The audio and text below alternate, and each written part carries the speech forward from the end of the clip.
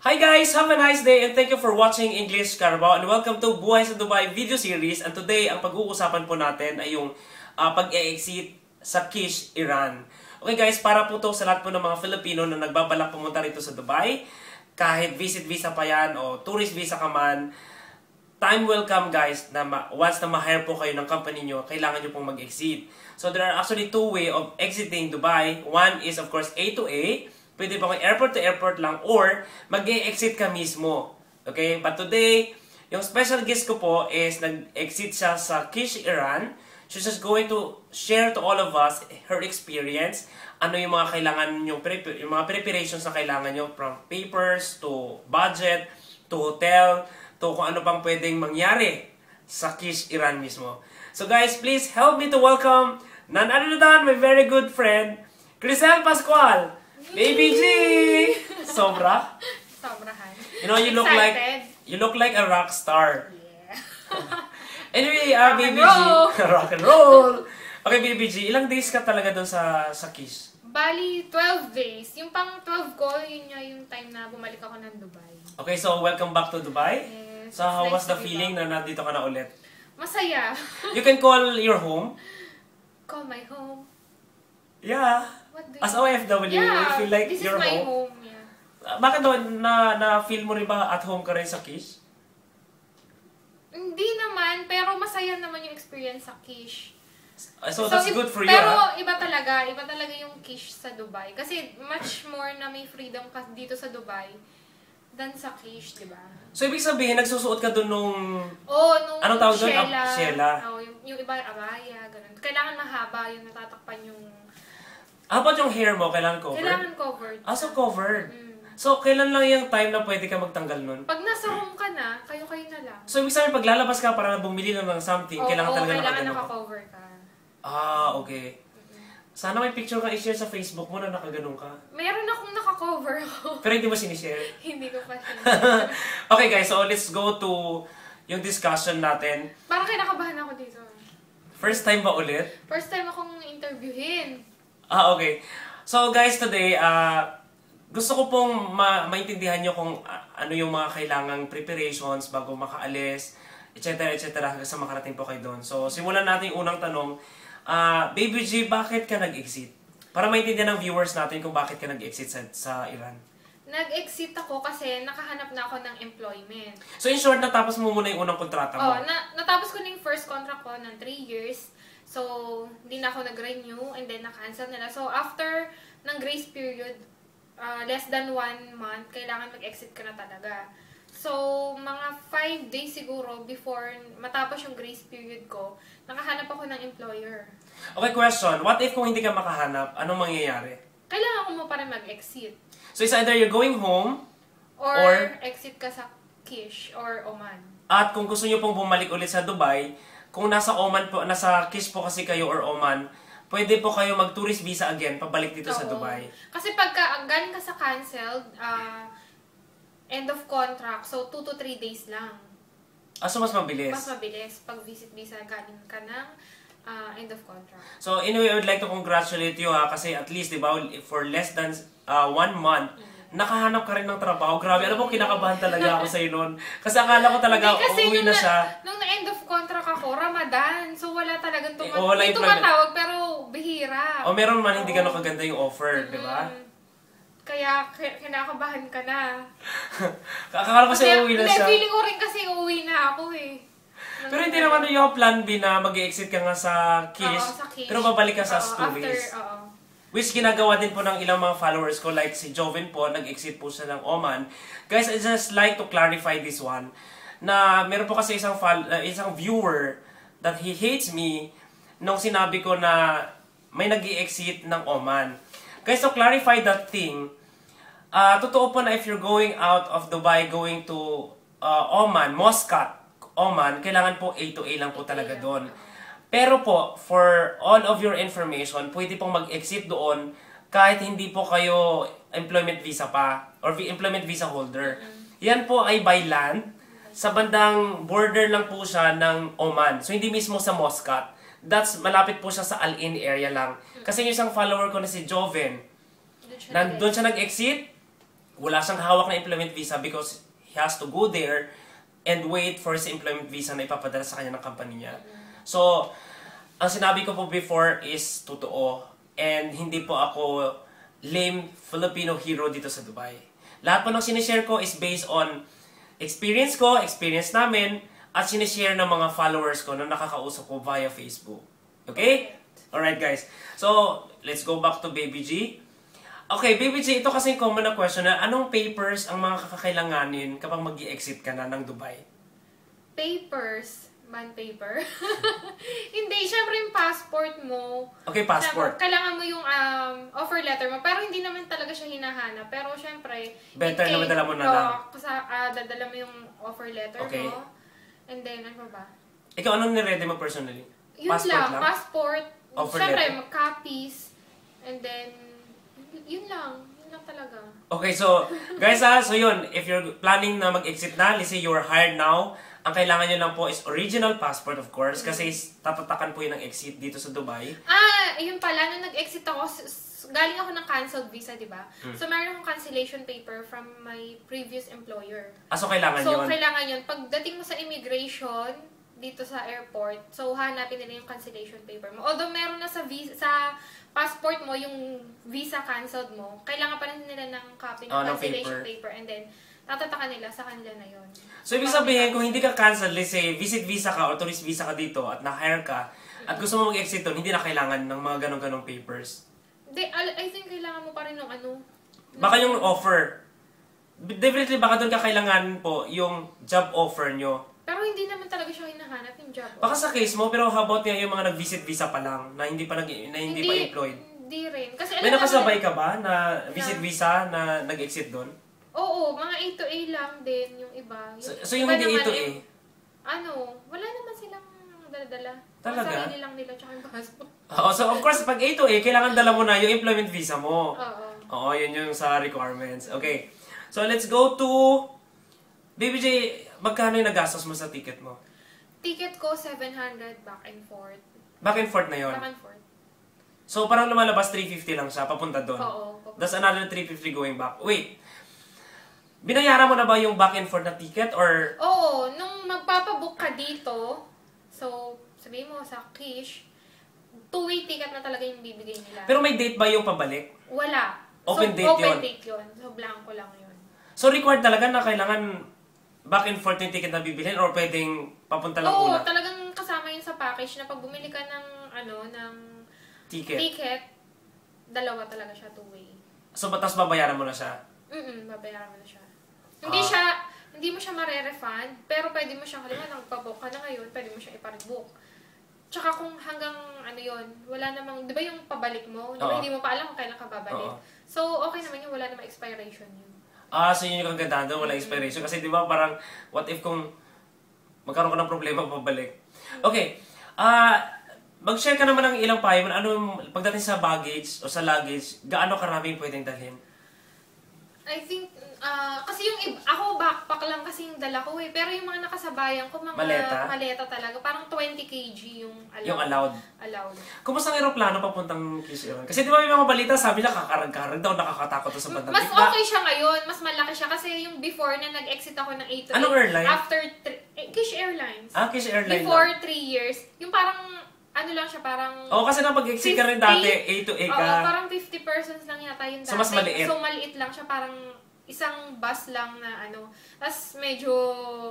Talaga? Yung dati, yung tora-tora na... Nakakatakot. Pero yung ngayon, okay naman, hindi siya... Ilang seater na ba ngayon? I don't know, more than 100 plus. So, mas malaki na siya, malaki doble. Siya talaga, oo. So, safe naman yung aeroplano? Oo, safe naman. Okay, may food bang siniserve? Meron. Tuna sandwich.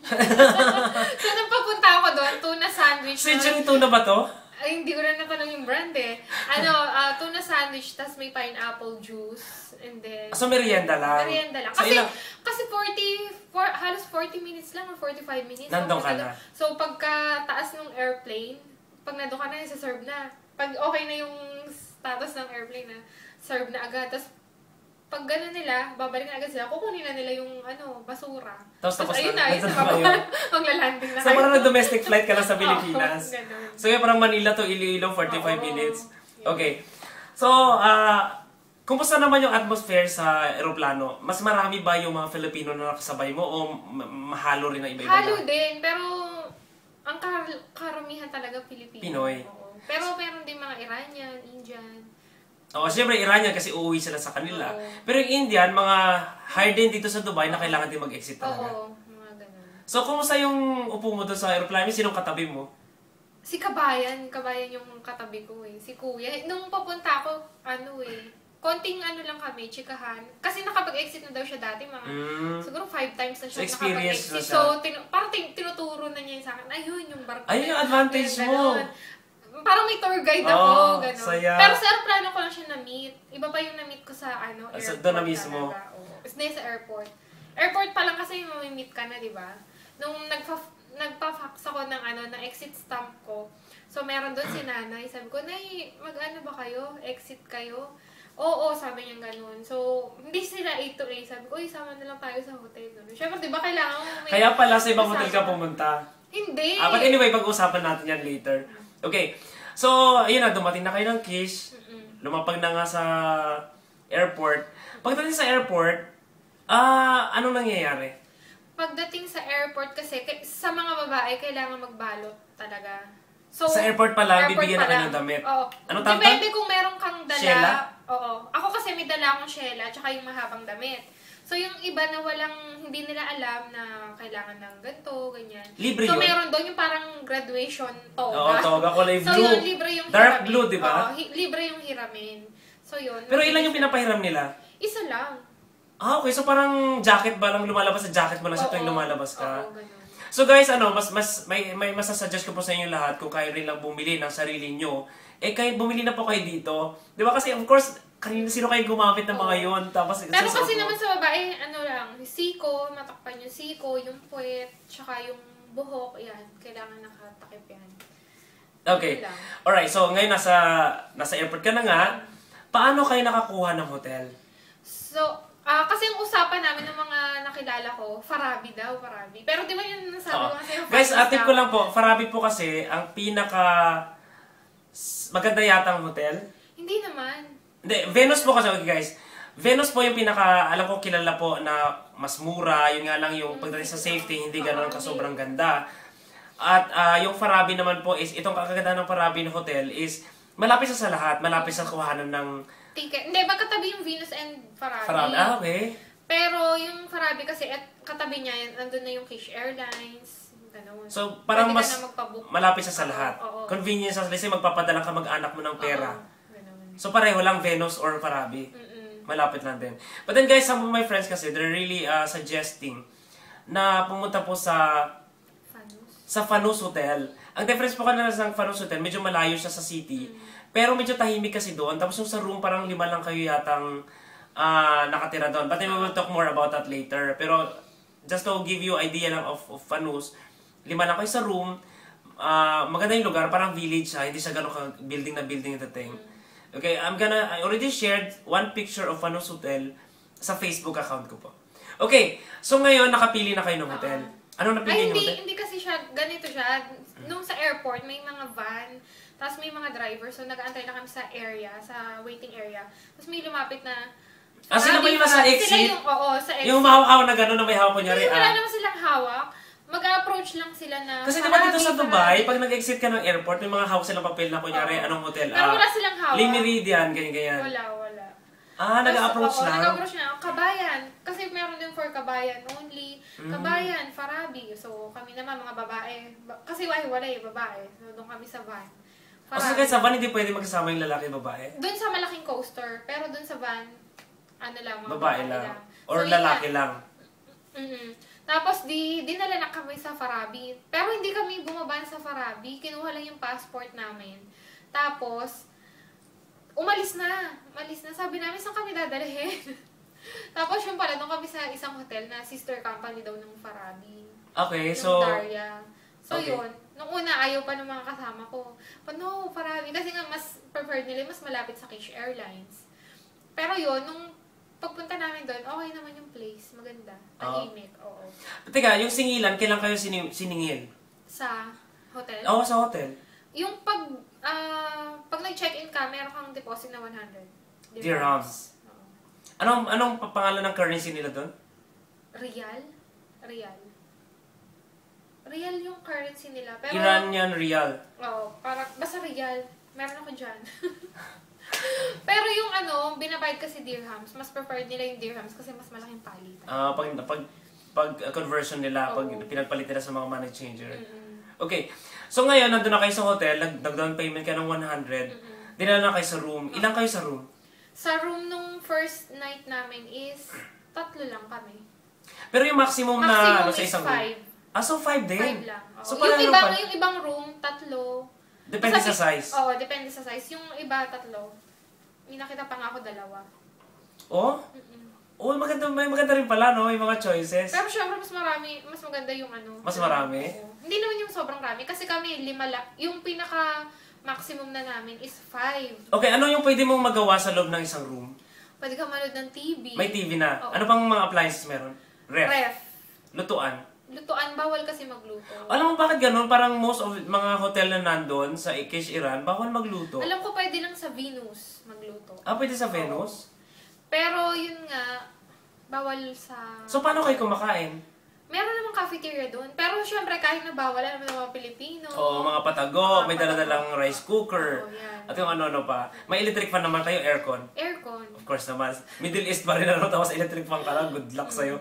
Okay, kung kakain ka sa baba, magkano naman pagkain doon? Yung isang meal, so kanin at ulam, 12 dirhams. 12 dirhams. Oo. Kanin ulam na yun? Kanin ulam. Walang tubig, soft drinks? Wala. So hiwalay pa. Magkano soft drinks doon? 1 dirham. Paano pag inom ka ng tubig? Libre o may free na water?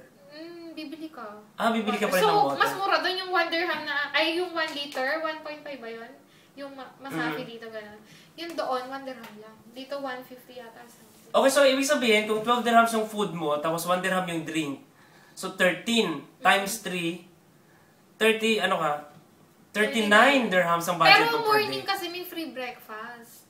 Sa hotel na pinuntahan Oo, mo? sa hotel. But we're not sure guys about other hotels. Pero sa pinuntahan niya kasi libre yung libre breakfast. yung breakfast. Ano naman mga food nyo doon? Filipino dish ba? Kasi nagluluto doon si Kuya. Parang kinuha siya nung may-ari ng hotel na magluto ng food. Pang Filipino. Anong mga ulam na nakain mo doon? Mga adobo, tapos yung may parang sinigang na baboy. May baboy din? Hindi, sinigang na baka. So, bawal bang baboy doon? Oo, bawal. Pero yung iba alam mo, meron silang kakilala na mag-e-exit. Nagpapadala sila ng baboy.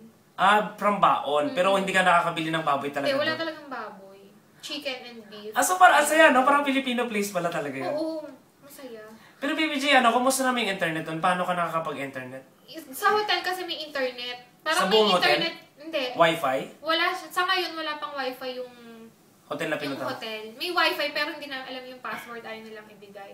So parang gagawin pa lang yata. Pero dun kasi 3 building yon yung hotel na yon. So yung sa amin, tapos yung sa kabila, andun yung internet shop.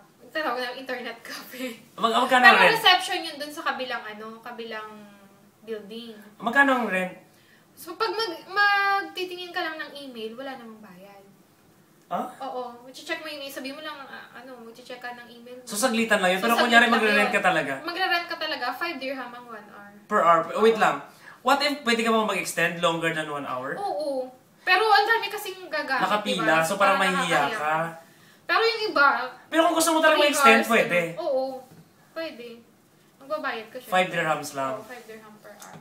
So kumusta naman yung busy yung mga computer shop doon? So, Yung internet cafe nyo? Oo, especially pagka mag-check na yung mga, siguro mga 2 o'clock hanggang 4. Or hanggang 5 o'clock, busy yung internet. So, kumusta ang atmosphere?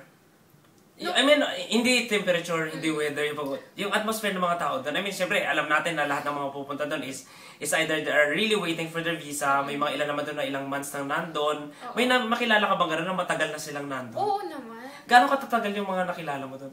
Meron doon mga more than 1 month. Ganun.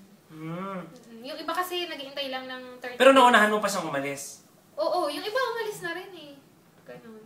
Yung iba, lang. Malungkot ba? Anong pinaka-atmosphere sa Kasi room? ang tawag Anong normally yung laman ng mga usap-usapan nyo? Employment ba? O puro lakwatsahan? O lalaki? Hindi. Kasi pag nandun ka, pag hapon, umaga hanggang hapon, iniisip mo yung visa mo eh. Oo. So, busy-busy kami na... Nag-aantayan kasi kayo. Kami i-inquire ng visa kung meron.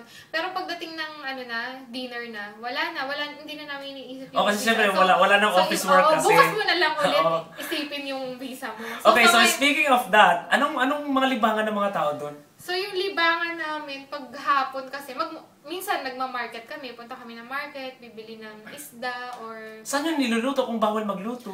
Siyempre, may lutuan, no? Patago. Pero totoo ba na yung iba karamihan ng Pilipino nagluluto daw sa tabing dagat? Eh, malayo kasi kami sa dagat. Ano ba yung malapit sa dagat? Parabi, tsaka Venus, oo. Kaya doon sila kasi di ba, mandami ka pong videos na napanood sa YouTube. Kadalasan na nagluluto sila sa tabing ilog. Tabing dagat. Pero yung sa amin, meron doon sa likod ng hotel, meron doon parang ihawan, pwede kang magluto doon. So ano pa ang ibang libangan ng mga Pinoy? So yung ginagawa namin, since may dala akong tab, kami ng movie. Yan, di ba? Social. Yung iba sa showbiz ka doon? Wala nakakilala sa'yo doon? Meron. Nakita nila kasi sa tab ko, yung Giyomi. Okay. So yun, yung pinaglilibang namin. O syempre, kwentuhan, ganun. Hindi mo ako na-share sa kanila? Ay, bakit kita i-share? Napakabad mo talaga.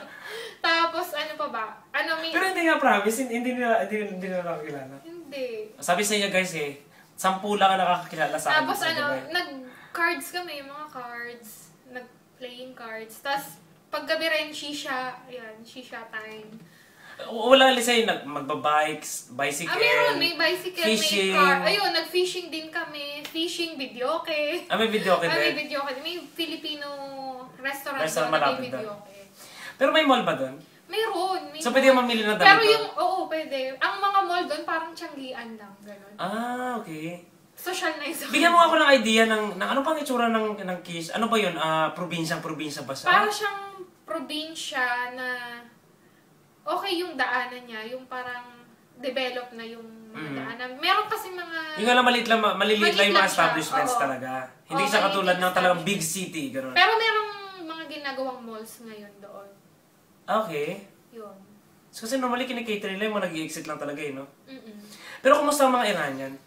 Okay naman sila, mga Iranian. Mababait din. Tsaka matatangos ilong, ano? Oo. Okay. Libangan. Okay, ngayon, paano mo natanggap yung employment visa mo? I mean, through email, sabi. Alam ko sa email lang. So, kumusta yung pakiramdam na finally? So, kasi Thursday yun eh. Thursday nung siguro mga alas 4, tumawag yung yung HR. Tinawagan ka by phone? Tinawagan ako sa phone ng Iranian kasi meron akong Wait lang, speaking of cellphone pala na yan, cellphone number, required ba talaga na bumili ka ng SIM card doon or okay lang na yung phone mo? Kasi pag yung phone mo, halimbawa it is a .org, pag may na-receive kang tawag at sinugod mo, mababawasan. Ikaw yung mababawasan. Oo. Kaya yun actually worry ko Ang problema ko kasi sa yung followers ko na nasa Kish, hindi ako pwedeng tumawag kasi maubusan sila ng load. Kaya advisable na bumili sila ng Iran SIM. Oo. Kasi ako, nanghiram lang ako dun sa roommate ko dahil nag-exit na siya dati. Meron siyang SIM, hinaram ko muna. Magkano naman ang load doon? Iba-iba rin kasi depende sa tindahan kung magkano yung... Meron doon? May pasa load doon? Wala. Walang pasa So, load? merong 3 dirham. Dito kasi sa Dubai guys, uso rin yung pasa load. May 3 dirham, may 4 dirham, ganun. Okay. So, mura. Okay, kwento mo paano mo na-receive yung employment visa. So, yun nga, na-receive ko siya. Thursday yun, siguro mag-4 o'clock. Tumawag yung HR namin. Sabi niya na magpabook na daw ako dahil nandiyan na daw yung visa ko. So, saan niya sinend? Sa email ko. Email lang. So, paano ka nagpa-print? Doon, sa internet shop. Cafe. Magkano yung print 1 dirham. Per page? Oo, Colored? Isang page lang. Hindi. Black and white lang. Okay, yung bayad nyo sa hotel, kasi hindi natin natapos, per day ba yung pagbabayad nyo o magbabayad ka na lang pagtapos na? After 10 days, sisingilin ka nila. So parang every 10 days? Every 10 days. So, sisingilin ka nila na magbabayad ka na. Pero ako, 10 days na ako, sabi ko, ba't hindi pa ako sinisingil?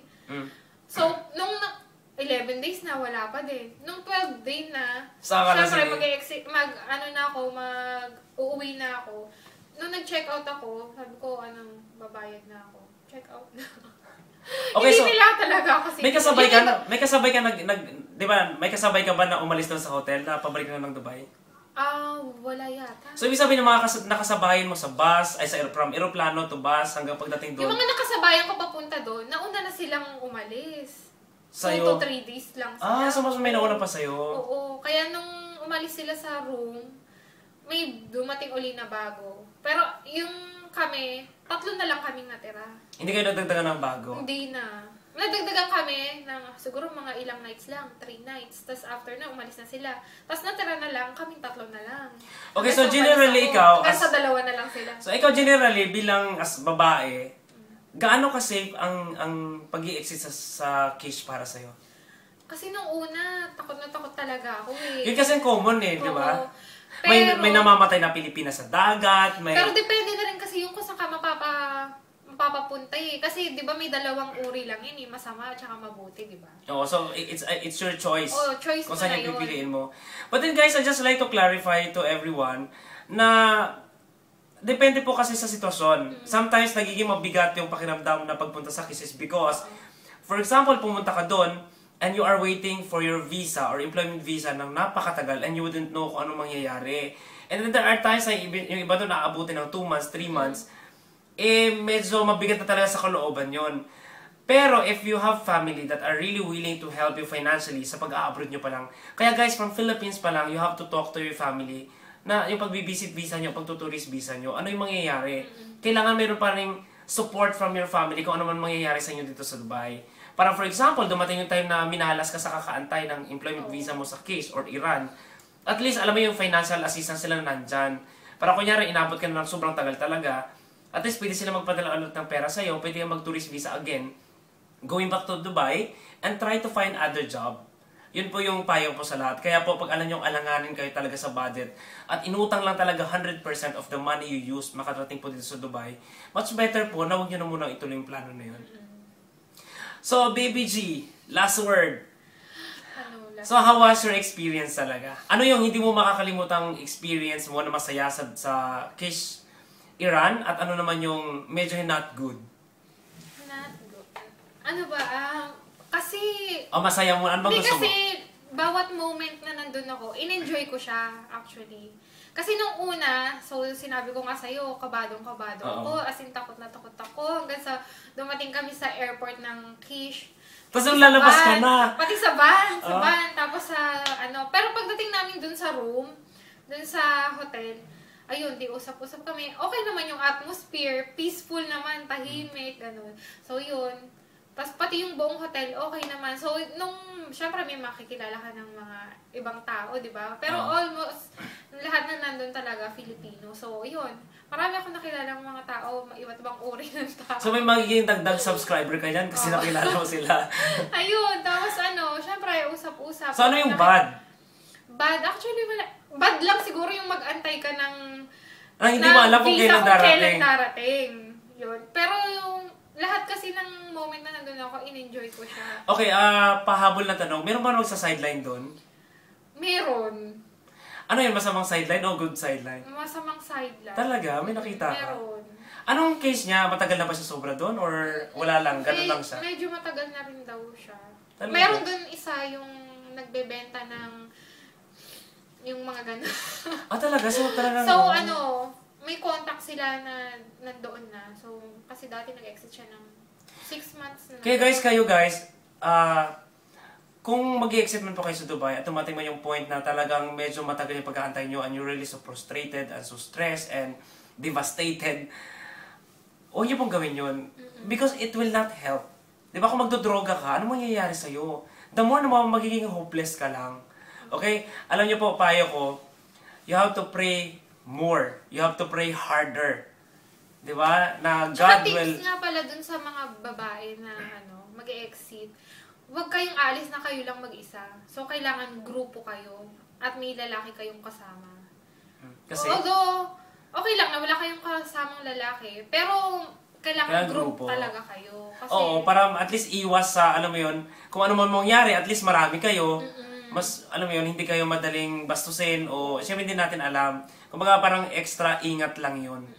Kasi ako, prinsesa ako. Doon? Hindi kasi lahat ng mga naging katropa ko, naging close ko, sila kuya. Mga lalaki, so ako lang yung prinsesa nila. So, nung umalis ako, nalungkot sila, wala na silang No. prinsesa, diba? So, anyway, you're now back here in Dubai. So, anong plano? kita-kits na lang. Yung ibang mga friends na naunang bumalik ng Dubai, yun, nagkita-kita kami. So, yun, happy naman. Okay. So, well, I think, natapos na, nakabalik ka na sa Dubai. So, you're back to Nag-work na uli ako. I think, nag-start ako for ilang 4 days na? 4 days na? So, it's my off today. Wow, Friday. kaya natuloy, di ba? Kasi supposedly guys, we're planning to make yung video sana last Tuesday. But unfortunately, may trabaho po ako sa airport, biglaan, kaya no choice. So, I guess that's all for today guys. Thank you so much for watching English Carabao. And thank you very much, Grizel Pascual, for sharing your experience in Kish, Iran. Guys, I would like to say thank you po sa mga nag-share po sa akin ng informations regarding Kish, kay Jomel Española, kay Takera. Hindi Takero, Tushia, kay Marvin Lorenzo, at kay Marie. Okay, na nag-exit na po sila po nakausap ko. Well, alam mo nung nasa nagkaroon Kish ng ako, konting idea. kaya hindi ako masyado nag-i-internet. Kasi pag nakikita ko yung sa Facebook, yung mga pictures niyo, naiingit ako. Kaya ayoko masyado mag-Facebook. Pag nakakaingit naman, syempre nasa Kish ako. Okay. Anyway, we're praying for you while you are there. Diba? Well, nagpo-photoshoot kami rin at gumagawa ng video ni Don. Sabi nga lagi niyo ako pinag-uusapan, lagi ako hinahanap. Okay, so I think that's all for today, guys. Thank you so much for watching my video again. And please, guys, she's also a YouTuber. Please follow her and subscribe to her channel. And soon, makakasama namin si Don. And anyway pala, sabi ni Marlene of Switzerland, yes. Hi daw sa inyong dalaw ni Don. Hi, Marlene! And she's saying na ang galing-galing nyo rin daw at mukhang magulo yata pag magkasama tayong tatlo. Hindi ako magulo. Yun lang po. Bye guys! Have a nice day! Bye! Ciao!